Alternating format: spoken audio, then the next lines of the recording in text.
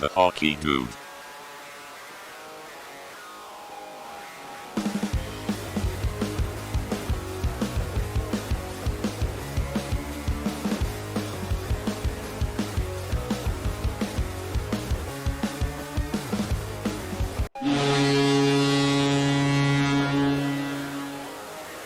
The Hockey Dude.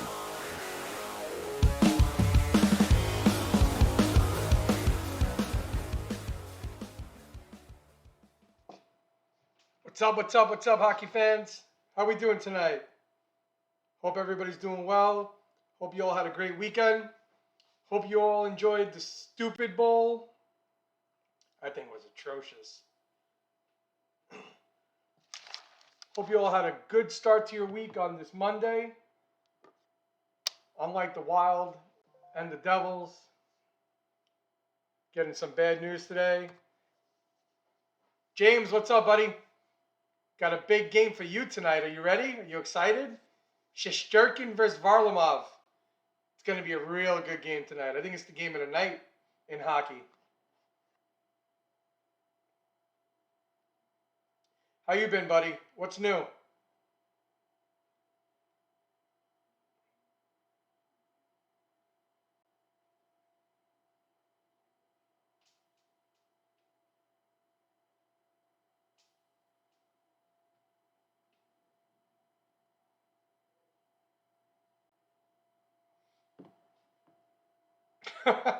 I'm sure you'll be screaming at the TV quite a bit, especially at Chris Kreider. Am I right? All right, we're all set here. We're all set here. Yeah, man, everything is quiet. I'm doing good, buddy. I appreciate you asking, man. I appreciate you asking. I hope your brother's good. Hope the family's good all around. I'm glad to hear you're doing well. It's good times out here, man. Good times. Trying our best to get through this crazy pandemic. I'm lucky to have this. Lucky to have guys like you and girls across the board coming in and having hockey discussion. It's a lot of fun. Helps pass the time. It's worthy. It's really good. I really love it. I really appreciate everybody that jumps in. Oh, I scream when they don't hit. I scream, "You take the body!" Drives me crazy. Everybody's so soft these days. It's disgusting.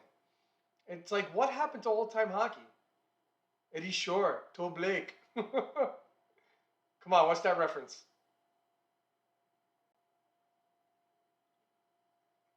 So typically, every single day across the hockey season, I do predictions.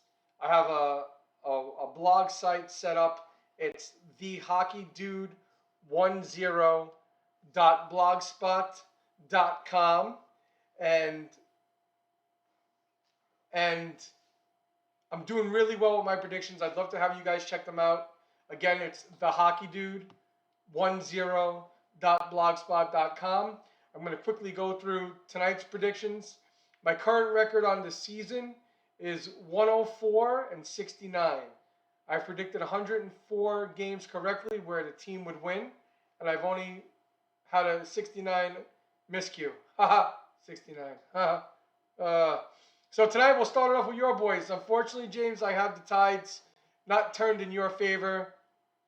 Varlamov's coming off a good win against Pittsburgh. I know he gave up a couple goals in that one, or a few goals in that one, but I think I'll have a bounce back better game tonight.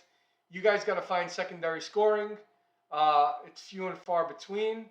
Hopefully tonight's a better night for you guys offensively, and you get some positives out of this. But I see the Islanders coming out on top 3-2.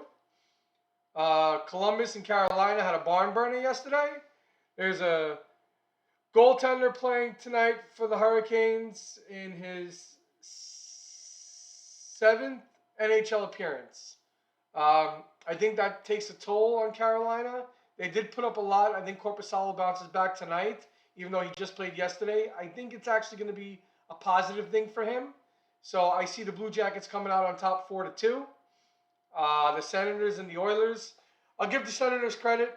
They did beat the Canadiens 2 games ago. They played well against them the other day. They've had 2 back-to-back games where they looked really good. which is kind of surprising, but I'm glad that it happened for them.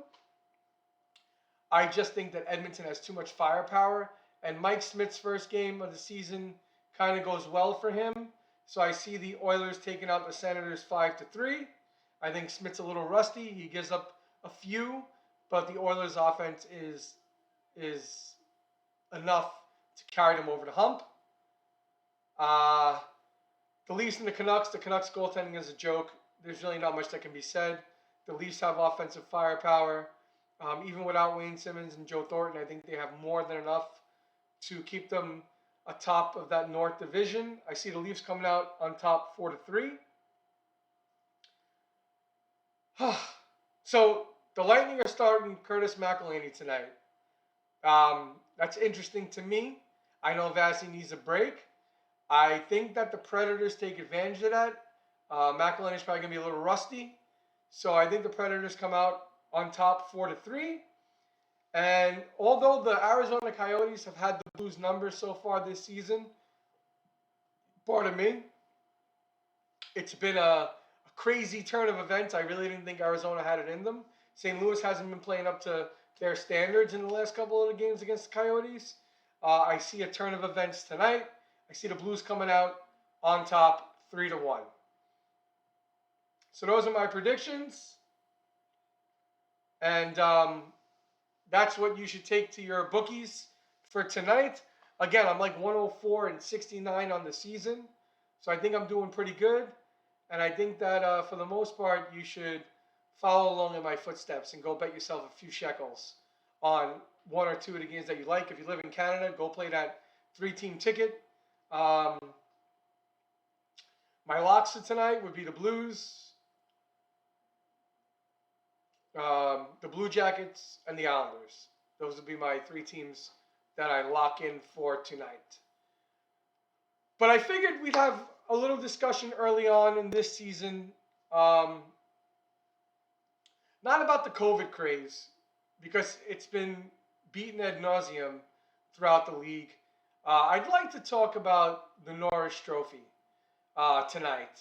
I know that there's a lot going on with COVID, and I know that a lot of teams have a lot of games to make up in a condensed schedule. It's going to be really difficult. Maybe not every team plays those 56 games. I'm sure that they may have to take a few days and extend the playoff start dates. That's what I believe the league will do. But enough about that. We're going to talk tonight about the Norris Trophy and the obvious Norris Trophy candidates to start the year. There's a few guys across the league, more than a few. There's 1, 2, 3, 4, 5, 6, 7. There's 7. There's about 10 defensemen that have put up 9 points or better off the top of my head, if I'm not mistaken. A few of them really stand out. Obviously, you have your Quinn Hughes. But there's a lot riding on those numbers that Roman Josi had last year. Last year, Josi had 65 points and he was a plus 22. This year, he's out of the gate with 6 points. He's a -1 through 11 games for Nashville. If you take that over the course of the season, I don't think Roman Josi will repeat as Norris Trophy candidate. Right now, Victor Hedman's kind of in the middle of the pack from where he stands currently. It's right now a real tight race.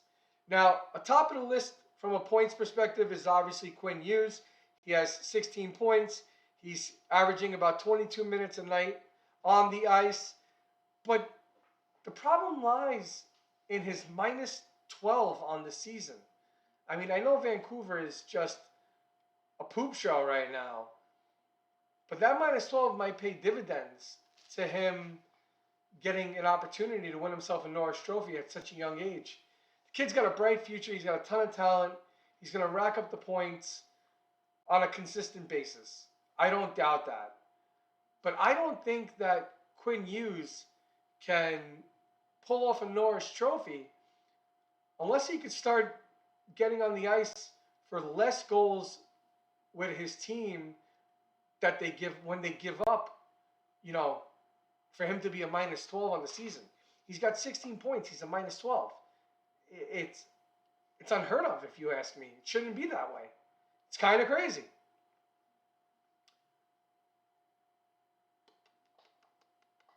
Um, Second on the list in terms of points, and this guy right now is probably my front runner for the Norris Trophy this season. I mean, it's early. Again, we're just having an impromptu Norris Trophy conversation.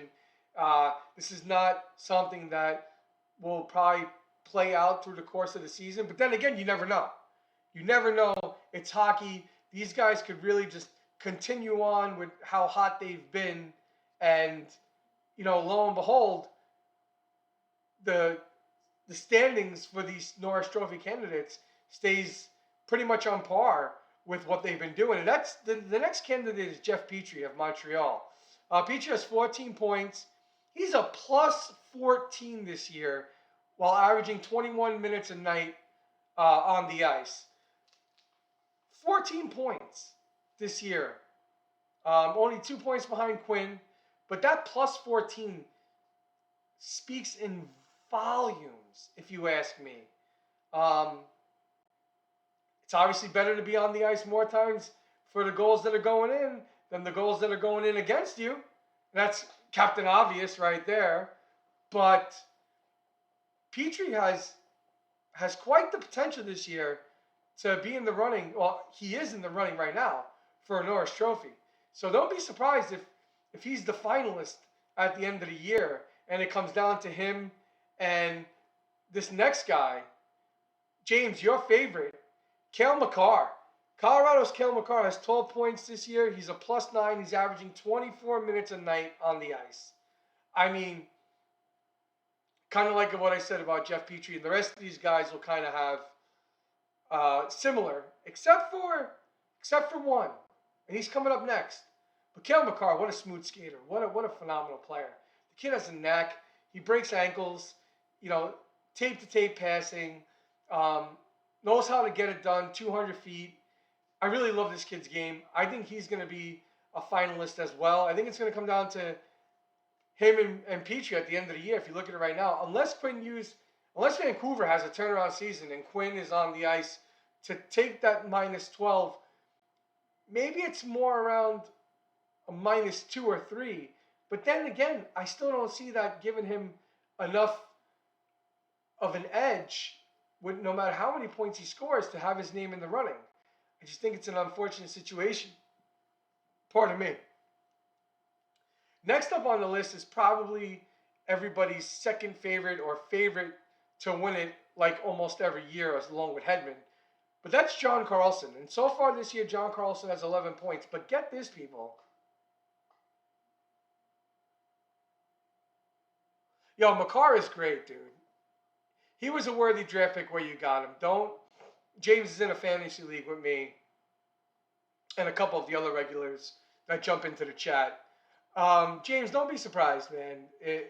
Don't be down on yourself. You drafted him perfectly. He's a hell of a player. His plus minus is helping you. His points are helping you. So don't worry. You'll benefit from having him on your team for sure. Again, we're speaking about John Carlson right now. Carlson has 11 points on here.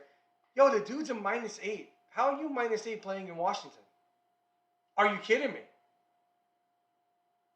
Oh, speaking of which, have yourself a night, Scott Lawton, with the Hattie yesterday. How you doing? Speaking of Washington and my little have yourself a night every show. Have yourself a night goes out to Scotty Lawton. Kudos to you on your hat trick, buddy. Buddy, like I know you. Like I hang out with you. But yeah, Carlson may be running himself out of this race with his minus 8. I don't think it's going to be something that is going to be beneficial to his attempt to make a run at the Norris Trophy. The aforementioned Victor Hedman is next. He has 10 points. He's a plus 2 on the season. He's averaging 25 minutes a night on the ice. Only being a plus 2 when guys like Petrie and Makar are a plus 14 and a plus 9 respectively could pay dividends, could spell detriment for Hedman. Although I know plus minus is such a fluky category, and I know we've been talking about it a lot, but I think a big reason why Yossi won it last year was because he was a plus 22. and it is a stat. It is a category. It can't be taken with a grain of salt. It has to be looked at just like the rest of the numbers have to be looked at, unfortunately. So it plays a big part, and we have to make sure that, it factors in. And Hedman being only a +2 could hurt his chances this year.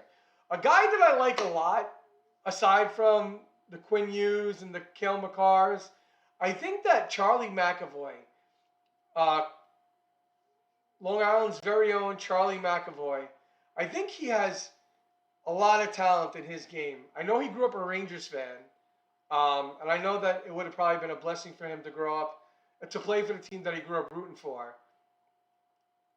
But Charlie McAvoy is another guy that I think is going to be in the running for the Norris Trophy this year. He's got 10 points on the year. He's a +4. He's playing 24 minutes a night.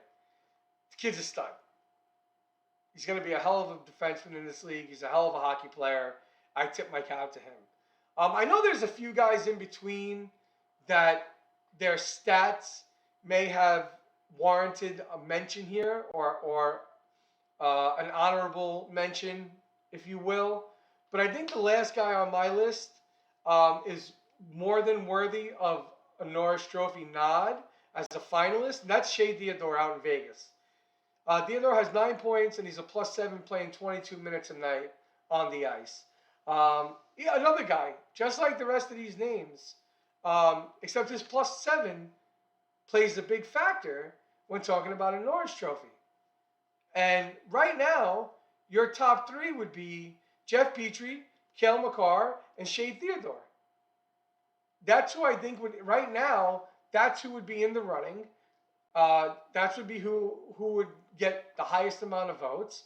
And then it all just depends on how all the other voters view things. I wish I had a vote. I wish I had a vote in all these hockey trophies, but I don't. And that's okay, because I have an opinion, and I'm able to have a platform when I can let my opinion be heard. And the rest of you have an opinion to come and share with me across this platform. So I hope you all do. For those of you that are tuning in or that will watch this on YouTube later on, again, I want to let you know, coming up this Friday